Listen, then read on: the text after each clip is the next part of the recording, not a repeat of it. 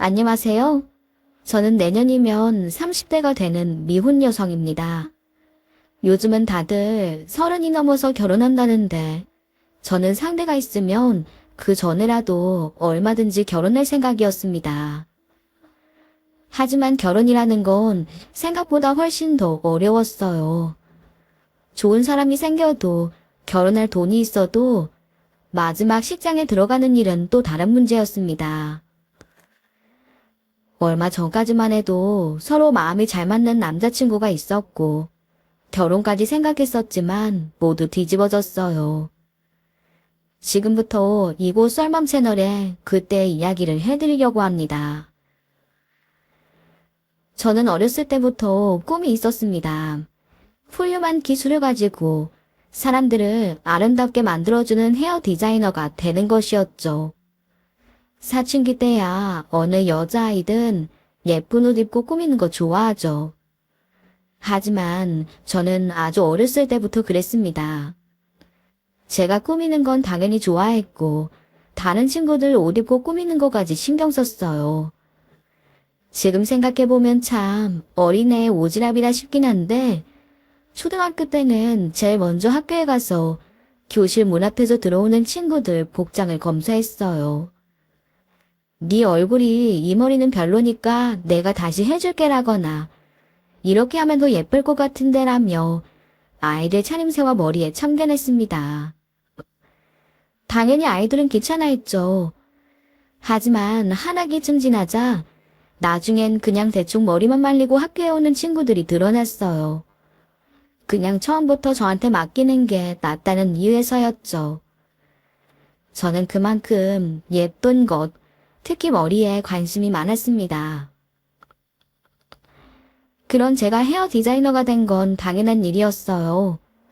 헤어 디자이너가 되려면 자격증만 따면 되기 때문에 대학에도 가지 않았습니다. 물론 공부도 그다지 잘하는 편은 아니었어요. 온종일 난 머리에만 신경을 쓰는데 잘할 리가 없죠. 그래도 고등학교 때부터 준비를 시작해서 졸업하자마자 곧바로 자격증을 땄습니다. 그렇다고 곧바로 제 샵을 열 수는 없었어요. 저희 집 형편이 부족한 건 아니었고 다 제 경험 부족 때문이었죠. 저도 다른 사람들처럼 다른 미용실에서 보조를 하며 미용을 배웠고 그와 더불어 손님을 대하는 법도 배웠습니다. 그렇게 보조 기간이 끝난 후에는 다른 원장님이 하시는 미용실에서 기술을 연마했어요. 그때는 하루하루가 정말 즐거웠습니다. 드디어 제 손으로 직접 손님들의 머리를 만질 수 있게 되었으니까요. 남자친구를 만난 건 그때쯤이었습니다. 이제 일도 제법 손에 익었고 미용실을 옮겨도 절 보고 와주시는 단골 손님들도 몇 생긴 상태여서 여러모로 무척 안정적인 상황이었는데 그곳에 남자친구가 손님으로 온 겁니다. 저는 머리할 때 손님에게 이것저것 좀 많이 물어보는 편이에요. 손님 마음에 드는 머리를 하려면 아무래도 디테일이 중요하거든요. 다만 요즘은 말 시키는 걸 귀찮아하시는 분들이 많으셔서 가능한 한 간단하게 대화를 끝내려고 노력하는 편입니다. 그런데 그 손님은 남자인데도 오히려 먼저 말해보셨어요. 대부분 별것 아닌 간단한 물음들이었는데 이상하게 호감이 가더군요.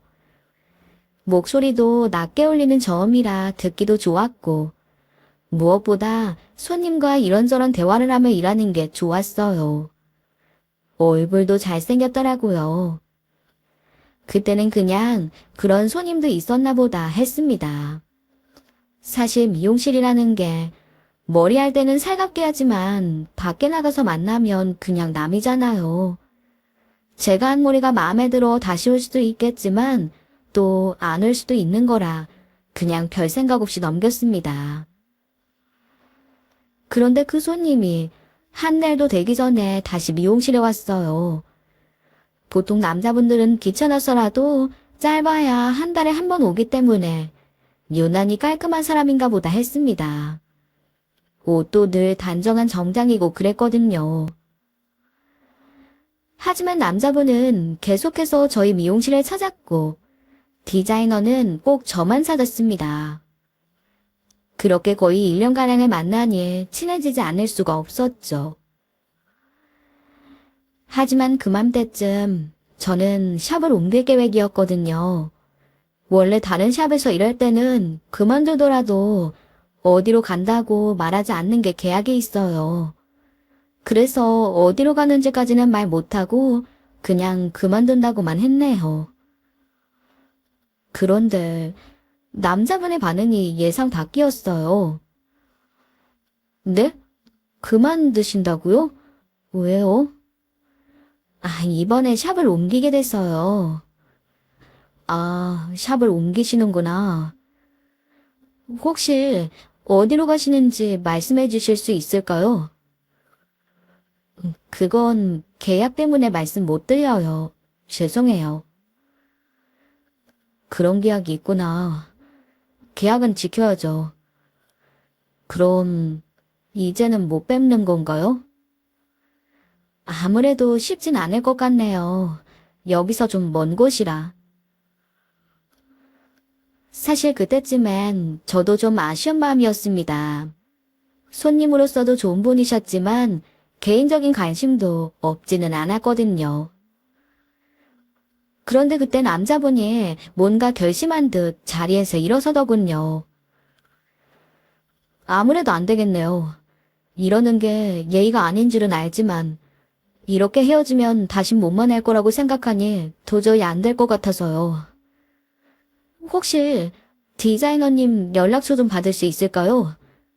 저 이상한 사람은 절대 아니고요. 여기요, 제 명함입니다. 남자분은 부랴부랴 안주머니에서 명함을 꺼내 제게 주었습니다. 황당한 마음에 명함을 받아 읽어보니 샵 근처에 대형 로펌에 있는 파트너 변호사더라고요. 평소 하고 다니는 차림이 깔끔하다고 생각은 했지만 변호사일 거라고는 생각도 못했습니다. 변호사셨어요? 네. 저 정말 이상한 사람 아니니까 꼭 연락주세요. 꼭이요. 남자분이 샵을 나간 후에도 저는 한동안 멍하니 명함을 들여다봤습니다. 기분이 좀 이상하더라고요. 고등학교를 졸업한 후로 줄곧 미용실에만 있었고 머리 만지는 일이 재밌어서 연애 같은 건 생각해 본 적도 없었거든요. 저도 마음은 있었지만 이어질 거라는 생각은 하지도 못했습니다. 그냥 좀 멍하고 그랬네요. 하지만 그 후에도 한동안 남자분에게 연락하지는 못했어요. 좀 더 큰 샵으로 옮긴 탓에 처음에 너무 정신이 없었거든요. 그동안 필요한 건 전부 배웠다고 생각했는데 더 큰 샵으로 옮기고 나니 새로 배워야 할 것들이 의외로 많았습니다. 무엇보다도 손님이 정말 많았어요. 무슨 예약이 숨 쉴 틈 없이 밀려오는데 제가 돈 때문에 일을 했다면 아마 한 달도 못 버티고 그만두었을 겁니다. 그러다 문득 그때 그 남자 손님이 생각났어요. 거의 반년이 넘게 지난 뒤라서 다시 연락하기도 뭐했지만 그래도 연락 못해서 미안하다는 말은 해야 할 것 같아서 전화 대신 문자를 보냈죠. 그런데 문자를 보내고 1초도 지나지 않아서 곧바로 남자분에게 전화가 왔습니다. 만나자면서 말이죠. 그렇게 저희는 연인이 되었습니다. 변호사가 바쁜 줄은 알았지만 남자친구는 정말 바빴어요. 조미의 사무실에서 일을 했지만 그러고도 부족한지 늘 집에서도 서류를 붙들고 있었죠. 하지만 그러면서도 제게는 한치도 소홀히하지 않았습니다. 몸도 힘들 텐데 그럴 필요 없다는데도 항상 일이 끝나면 데리러 와주었고 모처럼 쉬는 날이 되면 꼭 저를 만나러 왔습니다. 저는 다른 것보다 남자친구의 그런 모습이 너무 좋았어요. 돈은 제가 벌 만큼 벌 수 있어서 문제가 아니었습니다. 저는 저를 사랑해주는 사람이 더 좋았고, 남자친구는 그런 사람이었네요. 저는 이 사람이라면 평생을 함께해도 좋을 거라는 확신이 있었고, 그건 남자친구도 마찬가지였어요. 그런 저희가 결혼을 결심한 건 당연한 일이었죠. 저는 아직 30이 되지 않았지만 남자친구는 나이가 꽤 많아서 마음 먹자마자 결혼을 추진했네요. 그런데 결혼하려고 마음을 먹자마자 바로 문제가 생겼습니다. 저와 남자친구가 사귄다는 걸 남자친구네 부모님은 그때까지도 모르고 계셨어요. 하지만 인사드리러 가기 전 남자친구가 부모님께 제 이야기를 꺼냈고 그게 문제가 된 것이었죠. 그날도 저는 샵에서 일을 하고 있었습니다. 그날도 예약 손님이 많아서 눈코 뗄 새 없이 바빴어요. 그렇게 하루 일을 마치고 가게를 정리하고 나오는데 밖에 웬 아주머니가 기다리고 계시더군요. 저는 누군지 모르겠는데 아주머니는 제가 누군지 아는 눈치였습니다. 그쪽이 우리 아들이랑 사귄다는 여자예요. 네? 실례지만 누구세요? 나 혁진이 엄마예요. 그쪽이 임여정 씨 맞죠? 혁진 씨 어머님이셨구나. 처음 뵙겠습니다. 임유정입니다. 남자친구의 어머니고 조만간 시어머니가 될지도 모르는 분이 갑자기 찾아오니 좀 당황스러웠습니다. 어차피 곧 인사드리러 갈 계획이었는데 먼저 찾아오신 것도 의아했고요. 하지만 남자친구를 생각해 그런 내색은 전혀 하지 않고 가능한 한 싹싹하게 대했습니다. 그에 서서 이야기할 순 없으니 근처 카페로 어머님을 모시고 갔죠. 그런데 어머님은 자리에 앉으시자마자 거칠게 말씀하시더군요.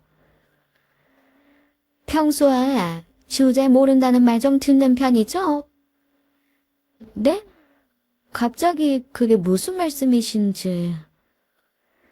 솔직히 그렇잖아요. 그쪽이 우리 아들이랑 어울린다고 생각해요. 지금까지 몰래 만났던 것도 복장이 뒤집어질 일인데, 결혼? 네, 아니. 어머니는 제가 뭐라고 대답할 틈도 없이 자기 할 말만 와다다 쏟으시더군요. 솔직히 좀 당황했습니다.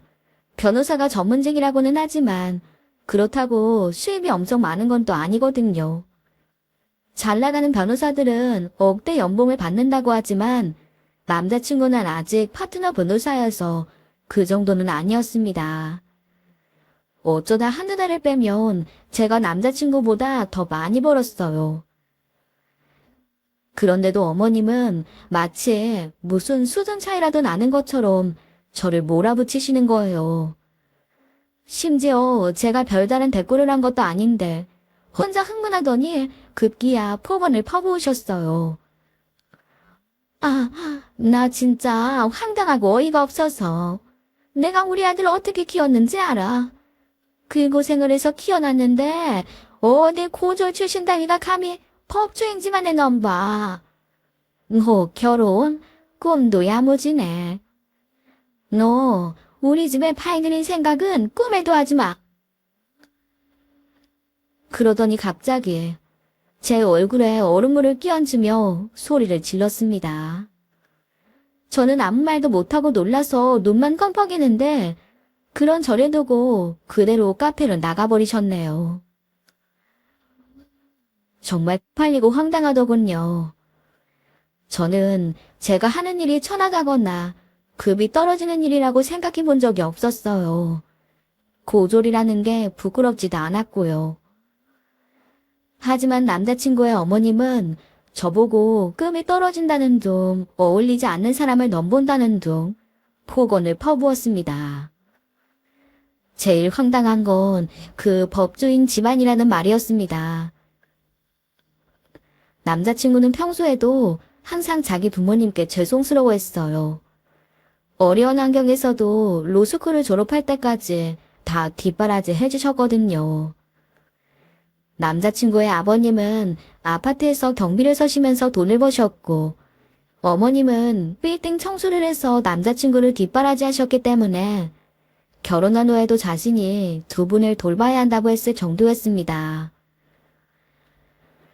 두 분이 고생해서 남자친구 뒷바라지 하신 건 저도 인정해요. 하지만 로스쿨 졸업하고 로펌 다니는 게 무슨 벼슬도 아닌데 법조인 집안 운운하면서 처음 보는 저에게 물까지 끼얹으시니 아무리 남자친구를 사랑해도 그런 일을 겪고 나니 마음이 식을 수밖에 없었네요. 그래서 다음날 바로 남자친구에게 연락해 결혼은 없던 일로 하자고 이야기했습니다. 그랬더니 그날 저녁 곧바로 제 샵에 찾아왔더라고요. 간밤에 제가 어떤 일을 당했는지 다 들은 남자친구는 무척 미안해했습니다. 하지만 그것 때문에 헤어지지는 말자고 사정했어요. 그러면서 어머니는 꼭 설득할 테니 자기에게 조금만 시간을 달라고 하더군요. 제 손을 붙들고 간절히 사정하는 남자친구를 보니 마음이 흔들렸습니다. 사실 남자친구만 생각하면 너무 좋은 사람이었고 험한 일 한번 겪었다고 남자친구를 사랑하는 마음까지 사라진 건 아니었으니까요. 그래서 남자친구를 기다리기로 했습니다. 무슨 말로 그 극성 어머니를 설득하는 건지 남자친구에게서는 꽤 오랫동안 연락이 없었어요. 저도 일이 바빠서 정확히 헤아려보진 않았지만 대략 2주일 정도 연락이 없었던 것 같습니다. 그런데 시간이 지난 후 제게 연락한 건 남자친구가 아니라 어머니였는데요. 나다. 네? 누구세요? 혹시 전화 잘못 거신 거 아닌가요? 아, 얘 진짜 웃기네. 이제 와서 모른 척하면 뭐라도 될 것 같니? 나라고 나.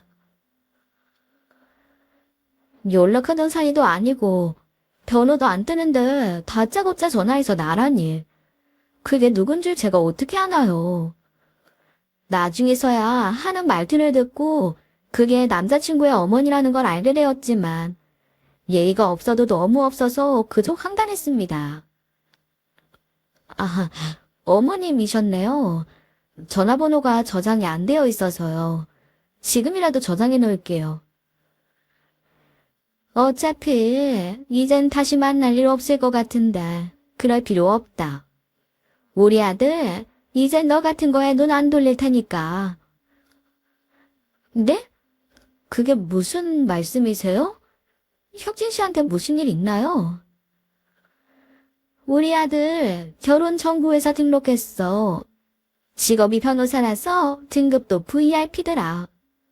VIP면 너보다 100배, 1000배 좋은 조건의 여자들이 줄을 설 텐데 너 같은 게 눈에 들어오기나 하겠니? 혁진 씨가 결혼정보회사에 등록했어요. 왜? 내가 거짓말이라도 하는 것 같니? 하여튼 못 배운 게 리시면 많아가지고 정 못 믿겠으면 직접 물어보든가. 어머니를 설득하기는커녕 결혼정보회사에 등록했다니. 이야기가 튀어도 너무 튀어서 뭐가 어떻게 된 건지 알 수가 없었습니다. 사실 굳이 확인해 볼 일도 아니었는데 그냥 너무 황당해서 남자친구에게 전화를 걸었네요. 자기 결혼정보회사 등록했어? 얘기 들었구나. 그렇게 됐어. 아, 갑자기 어떻게 된 거야? 어머님 설득하겠다던 사람이 왜 갑자기 결혼정보회사에 등록해? 이제 정말 나 안 볼 거야. 어머니 설득하려고 노력 많이 했어. 근데 내 말은 귀등으로도 안 들으시더라. 그래서 너랑 결혼하는 거 아니면 결혼 안 하겠다고 버텼더니 그럼 결혼하기 전에 결혼정보회사에 등록만 해보라고 하시는 거야. 거기서 딱 3명만 만나보고 그러고도 마음에 드는 사람 없으면 너랑 결혼해도 된다고 하셔서 그래서 등록한 거야. 아, 참나.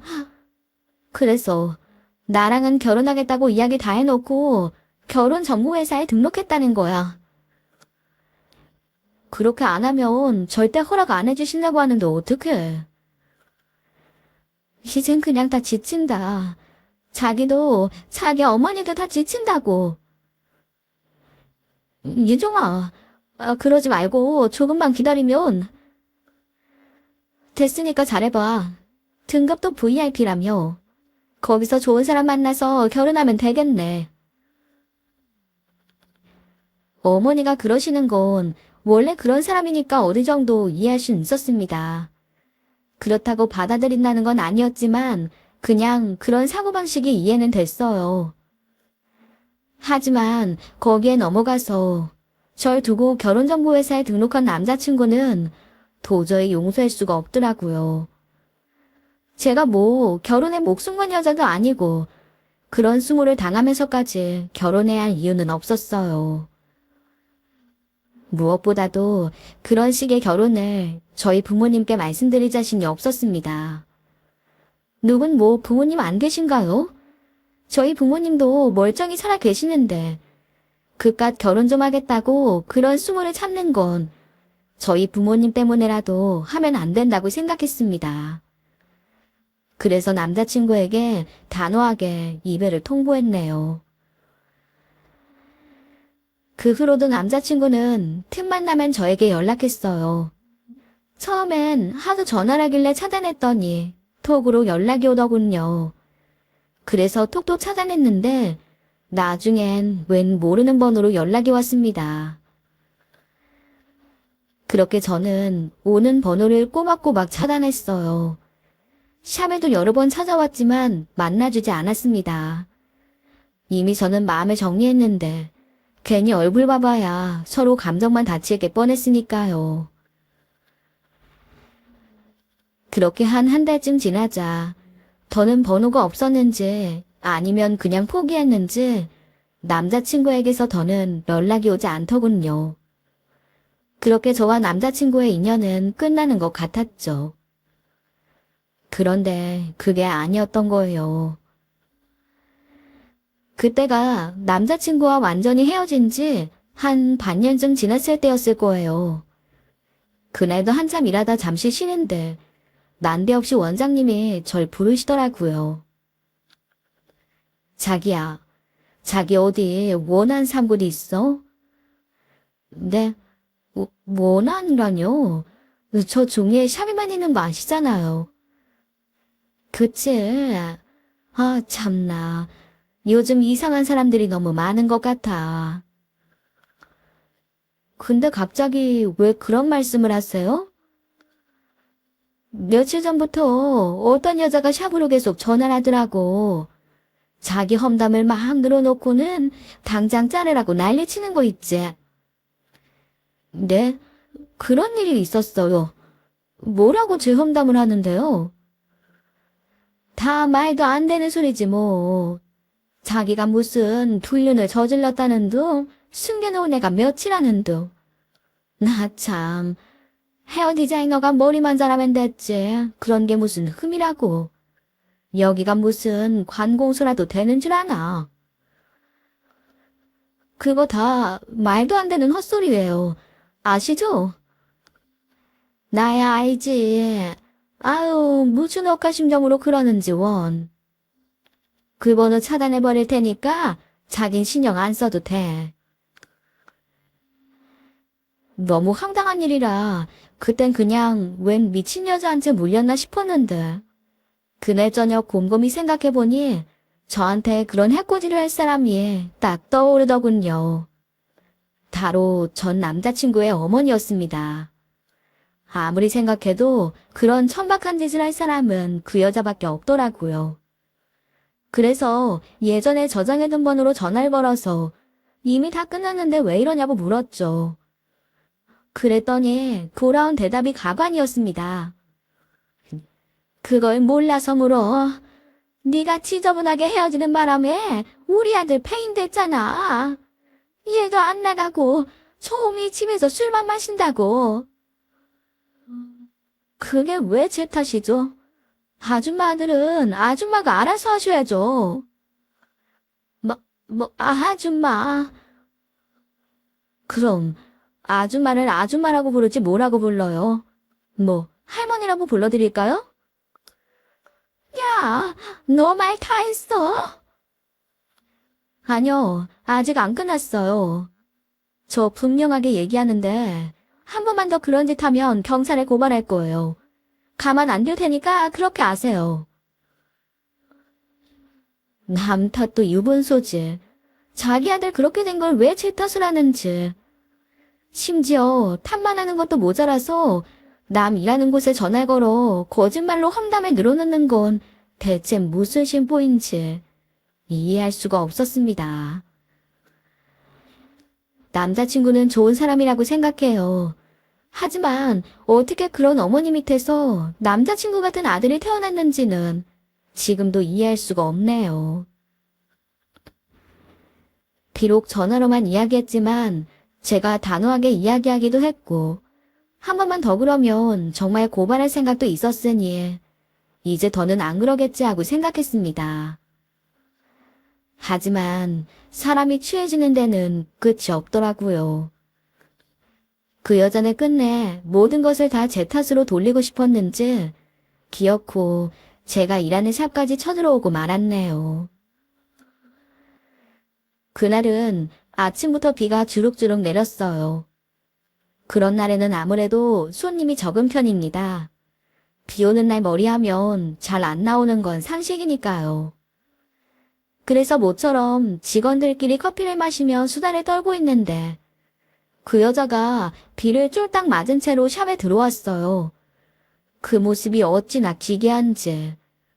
머리는 흠뻑 젖어서 미역줄기처럼 늘어지고 눈은 시뻘겋게 변해서 무슨 도깨비가 들어오는 것 같았습니다. 야, 이년아. 그런 짓을 하고도 너 혼자 잘 먹고 잘 살 줄 알았어? 다짜고짜 욕부터 맺는 여자를 보고 샵의 직원들이 전부 일어났습니다. 앞뒤 잴 것도 없이 모두 달려가 여자를 막았지요.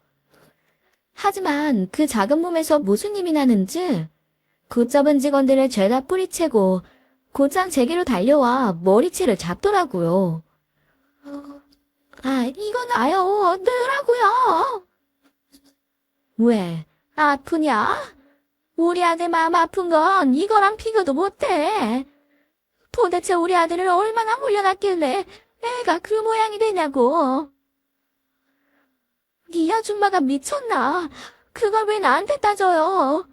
이게 다 당신이랑 당신 아들 때문이잖아. 이게 아직도 정신을 못 차렸네. 내가 어지간하면 곱게 넘어가려고 했는데 안 되겠다.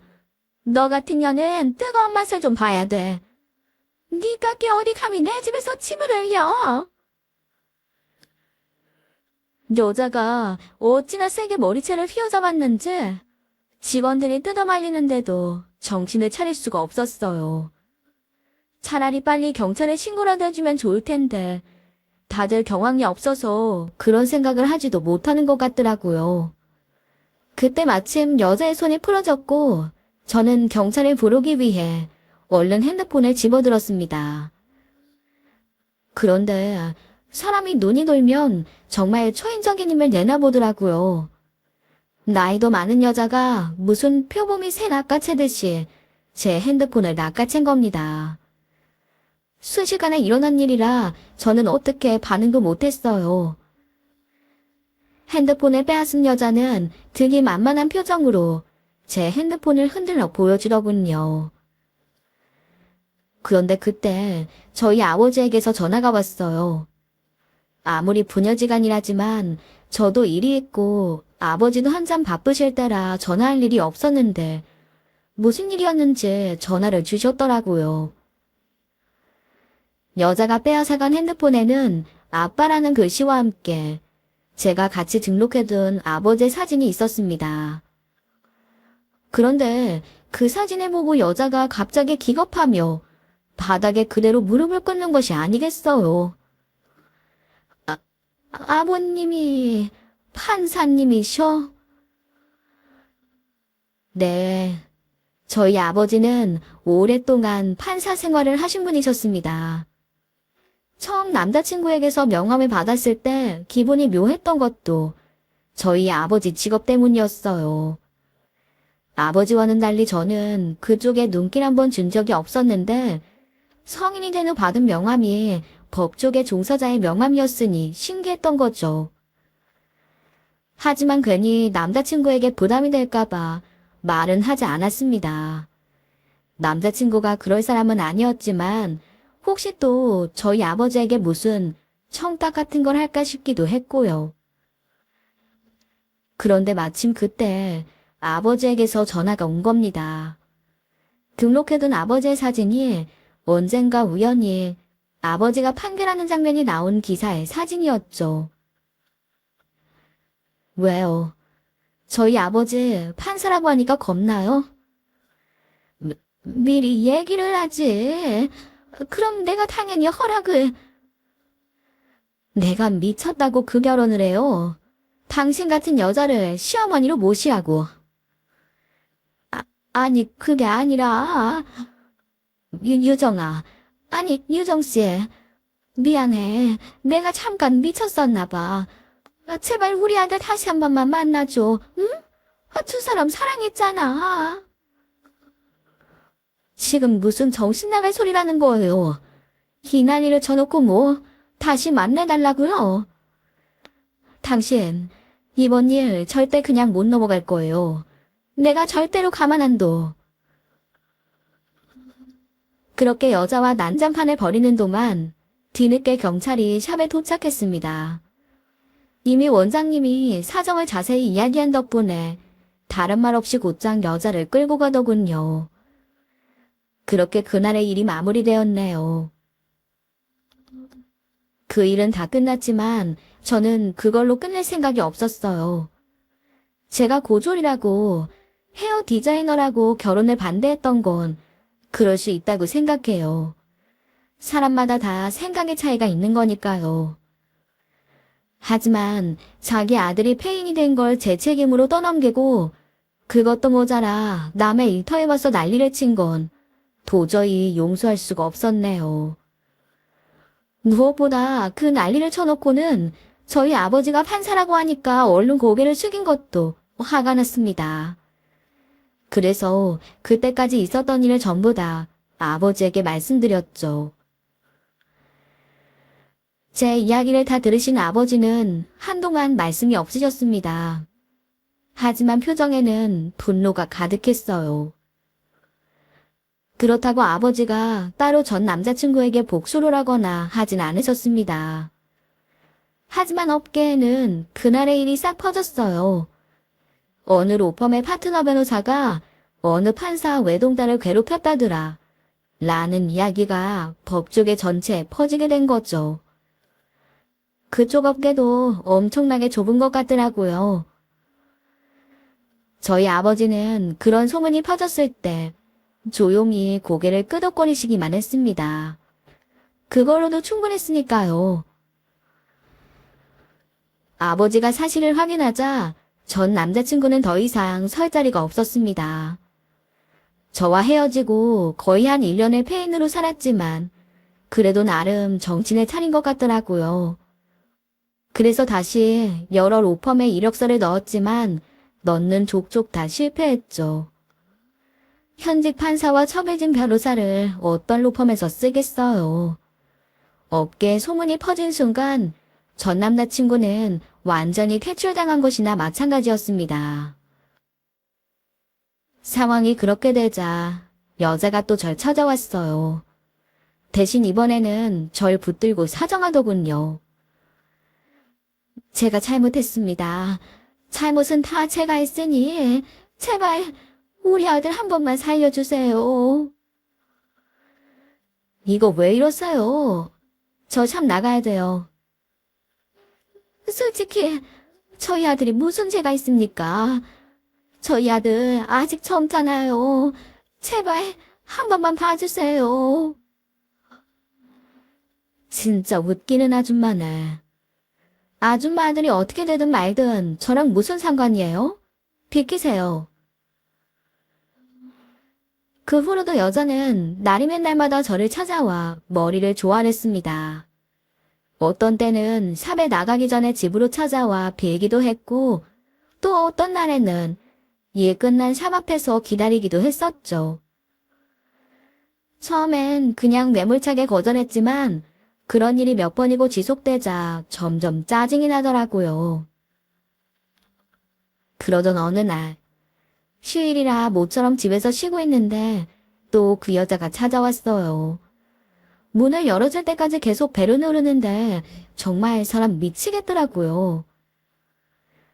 그런데 어느 순간 갑자기 벨 누르는 소리가 딱 그치더군요.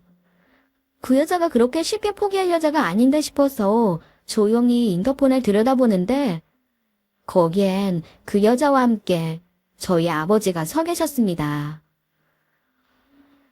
지금 이러시는 거 스토킹입니다. 아십니까?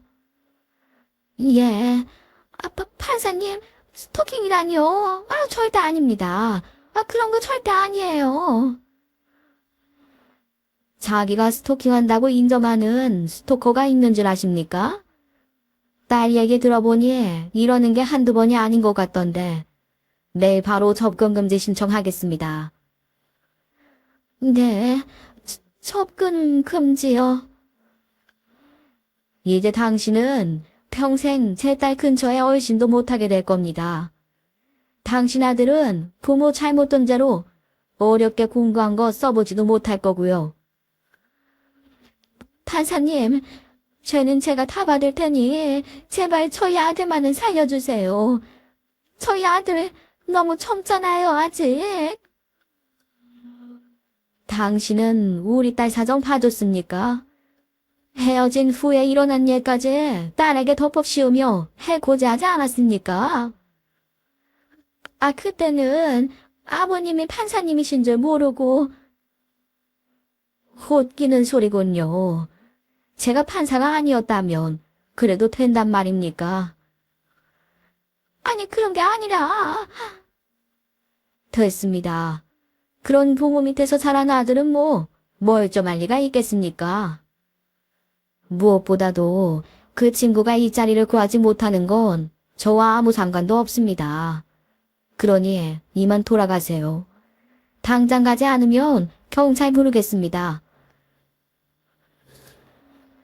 현직 판사답게 아버지는 근엄한 말투로 여자를 꼬집으셨어요. 그러자 정신을 놓고 절규하던 여자도 점차 이성을 찾더니 결국에는 포기하더군요. 하고 싶은 말이 많은지 계속해서 뒤를 돌아봤지만 단호한 아버지의 표정을 보고는 아무 말도 하지 못하고 돌아갔네요. 아버지는 다음날 정말로 여자에게 접근금지 명령을 내렸습니다.